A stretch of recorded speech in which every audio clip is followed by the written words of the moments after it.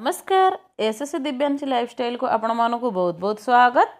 आज आम super tasty पोटल कुर्मा तैयारी करबा जहाँ को गरम गरम रुटी परोटा भात सहित खाइले बहुत टेस्टी लगी थाए। भोजी स्टाइल रो पोटल कुर्मा आम तैयारी करबा। चलतु देखा पोटल कुर्मार रेसिपी। कुर्मा बनवाई 400 ग्राम पोटल को मुझे धोईकी काटी नहीं। दुईटा मीडियम साइज आलू को मुझे काटी नहीं।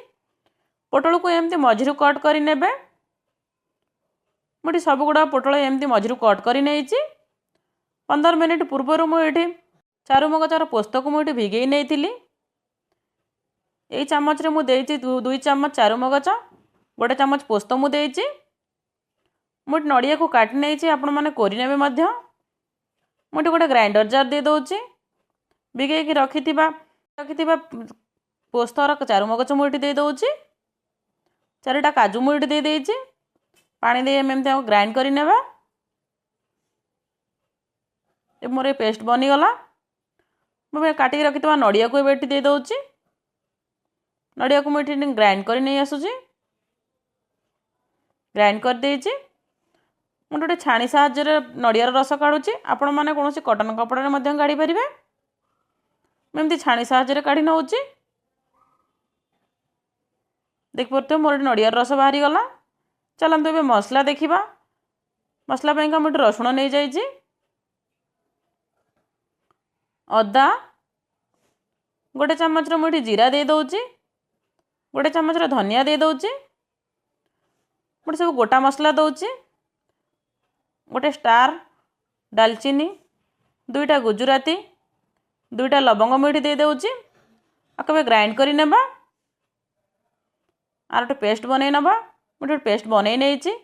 मुझे सब मसला बनीगला। चारु मगज काजू पोस्त मुझे बन नहीं पेस्ट। ये नड़ियार रस अदा रसुण पेस्ट। मुझे 2टा पियाज को एमती काटी नहीं। बड़ साइज पियाज काटी नहीं। मुझे गोटे कड़ाई गरम कर नौची।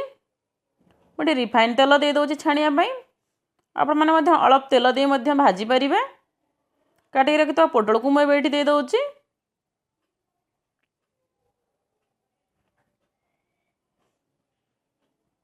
एमती पोटल को मुझे सब छाणी नेबी।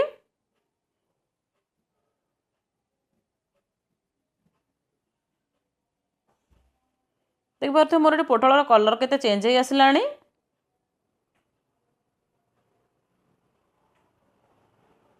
देख पारे एमती भलसे आम छाणी नवा पोटल को। मोर पोटल पूरा परफेक्ट हो गला। मुझे काढ़ी नौची।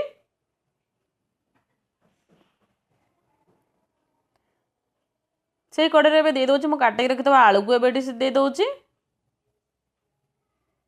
आलू को एमती फ्राए कर नेबा।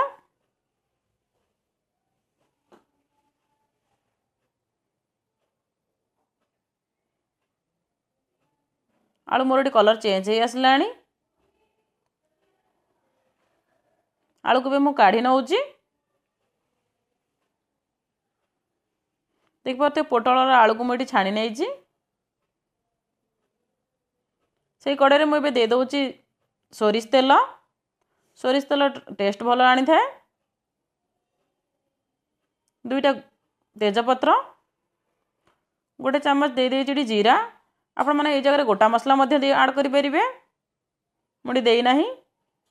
काटिक रखि पियाज को मुझे दे दूची।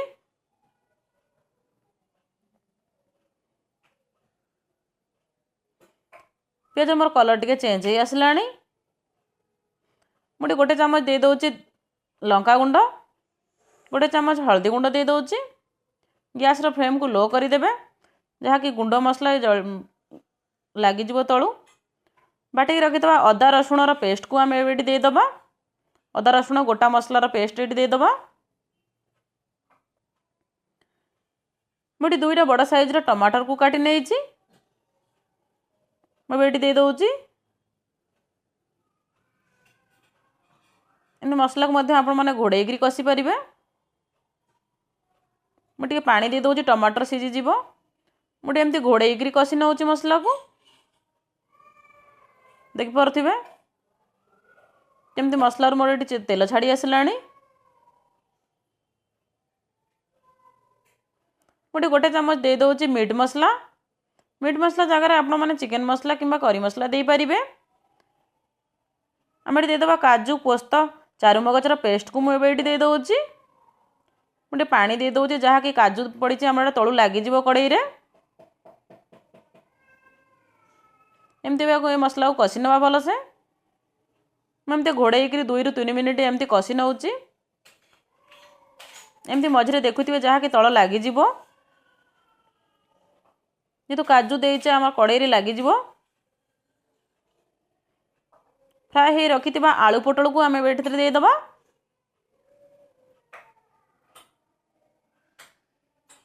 एमती 1 मिनिट कषि नवा भलसे टिके पानी देदेबा जेहेतु काजू पड़ी तल लगी जाऊँगी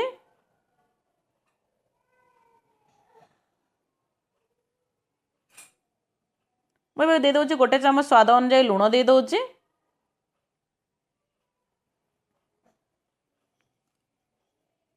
एमती मुझे 1 मिनिट एमती कषि नौची आवश्यक अनुसार मुझे पानी दे दूँ मुझे कप 2 कप पानी देती एमती घोड़े नौची देख पारे मोर ए फुटी आसला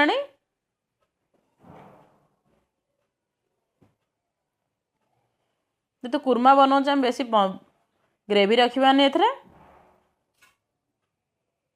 मुझे दे दूँ नड़ियार रस को लास्ट रे देबे नड़ियार रस दे एमती 1 मिनिट आउटे घोरेकी एमती कुक कर नेबे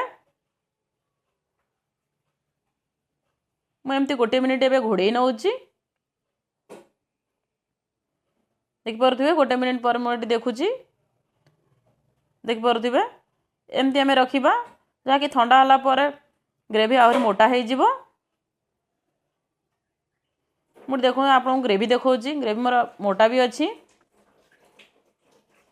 मोटी पोटल कुर्मा बनीगला काटिक रखि धनिया पत्र मुझे दे दूँ आशा करुँचे आज कुर्मा रेसिपी आपण मानक बहुत भल लगे मो वीडियो भल लगे लाइक शेयर सब्सक्राइब करने भूलें थैंक यू।